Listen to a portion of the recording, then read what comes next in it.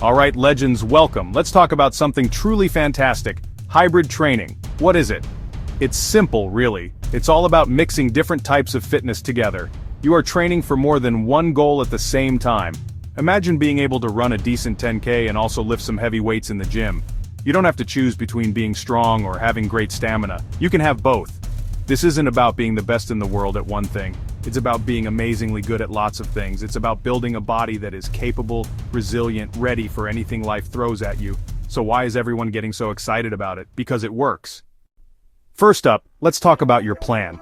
You can't just throw random workouts at the wall and hope for the best. That's a recipe for burnout. You need intentional programming.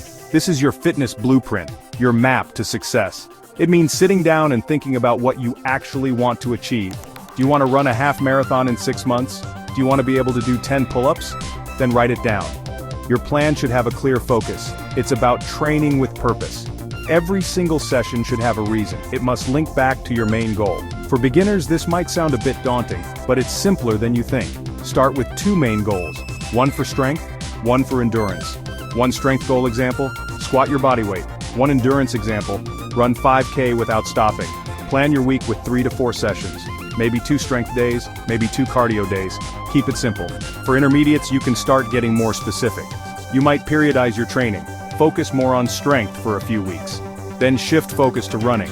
Maintain the other while you shift. It's about smart planning. A common mistake is doing too much too soon. People get excited and try to do everything at once. Heavy leg day one day, then trying a fast 10K the next. Your body needs time to adapt and recover. Plan your rest as much as your workouts. Look at your week as a whole and don't just think about today's session. Alright, let's talk about food. You can have the best training plan in the world, but if your nutrition isn't right, you're trying to drive a Ferrari on empty. It just won't work. Smart nutrition is the fuel for your hybrid engine. You're asking your body to do a lot, to build muscle and to have the energy for long cardio sessions. So, you need to give it the right building blocks and the right energy. This means focusing on a balanced diet full of lean proteins, complex carbohydrates, healthy fats. Forget extreme diets. We're talking about sensible, sustainable eating. For someone just starting out, the best thing you can do is focus on whole foods. Think chicken, fish, eggs, sweet potatoes, brown rice, oats, colorful veggies, fruits. Try to have a source of protein with every meal. This will help your muscles repair and grow after your strength sessions. Before a run, have some complex carbs like a bowl of porridge to give you that slow-release energy you need. It's not about counting every single calorie. It's about making smarter choices and eating proper, tasty food that fuels your body and makes you feel good. Intermediate athletes can start to fine-tune their nutrition a bit more. This is where nutrient timing can come into play. For example, having a mix of protein and fast-digesting carbs after a tough workout can help kickstart the recovery process. Protein shake with a banana, a meal like chicken and white rice. Now for a crucial topic that so many people neglect, recovery. Let me be clear, you don't get stronger in the gym, you get stronger when you rest. The workout is the stimulus that tells your body to adapt, but the actual magic, the muscle growth and fitness improvements, happens when you are recovering. Prioritizing recovery is not lazy, it's one of the smartest things you can do for your fitness. If you are constantly training without adequate rest, you're just breaking your body down. You'll hit a wall, get injured, and lose all motivation. Okay, let's get into the nitty-gritty of scheduling. How do you fit in your runs and your lifts without one ruining the other? The secret is to group your training stresses. Now, this might sound a bit complicated, but the idea is actually pretty simple. Keep your hard days hard and your easy days easy. Instead of spreading out moderate stress throughout the week, you concentrate the really tough stuff on certain days. This gives your body a bigger stimulus to adapt to, followed by a proper period of low stress to allow for that adaptation to actually happen. Honestly, it's a game changer for recovery. For example, a bad idea is to do a really heavy leg day on a Monday and then plan a fast, hard run on Tuesday.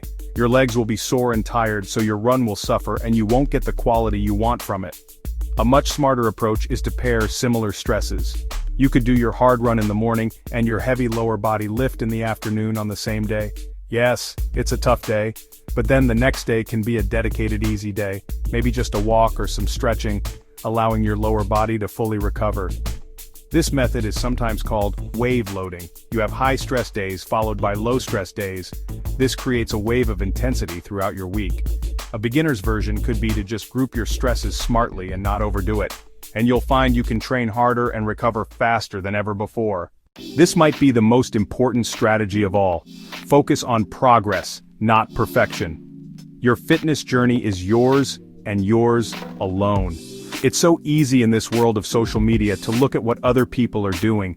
You see someone lifting a massive weight. You see someone running an incredible marathon time, and you start to feel bad about your own achievements. You have to block that out. Comparison is the thief of joy. It will kill your motivation faster than anything. Your only competition is the person you were yesterday. For beginners, this is absolutely vital. You will have good days, you will have bad days. Some days you'll feel strong and full of energy. Other days, just getting to the gym will feel like a huge win. Celebrate all of it. If you could only run for 2 minutes last week, and this week you can run for 3, that is massive progress. If you lifted a slightly heavier dumbbell, that's a win. Keep a workout journal and write down these small victories. Looking back over weeks or months, you'll be amazed at how far you've come. Even for intermediate athletes, the trap of perfectionism is real. You might have a specific goal, like a new personal best, and if you miss it, it can feel like a failure. But it's not. Every training session is a data point. What did you learn? Were you tired? Was your nutrition off? Maybe you just need more time. So how does this all come together in a real week? Let's map it out. Remember, this is just a template. Adapt it to your life, your schedule, and your goals. This example groups stresses, hard days and easy days. It balances lower body strength with a 10K running goal, a solid starting point for someone with training experience. Let's have a look. Monday will be a hard day. Lower body strength plus high-intensity interval training. Start the week with a big push. For morning strength, do squats, deadlifts, and lunges. In the afternoon, do 15-minute high-intensity interval training on a bike, or high-intensity interval training on a rower. This is a high-stress day for legs and cardio. Tuesday will be easy. Active recovery. Today is all about recovery. A 30-45 minute walk, gentle stretching, foam rolling, move to get blood flowing without stress. It helps you bounce back. Wednesday will be hard. Upper body plus a tempo run. Split the focus. For upper body, do pull-ups, bench press, and rows. Then do a quality tempo run. We've covered the 5 core strategies. Intentional programming to give you a roadmap. Smart nutrition to fuel your engine. Prioritizing recovery to let the magic happen. Grouping your training for better results. Focusing on your own progress, not perfection. This is your toolkit. These principles will help you build a body that is strong, capable, and resilient. This journey is about more than looking good.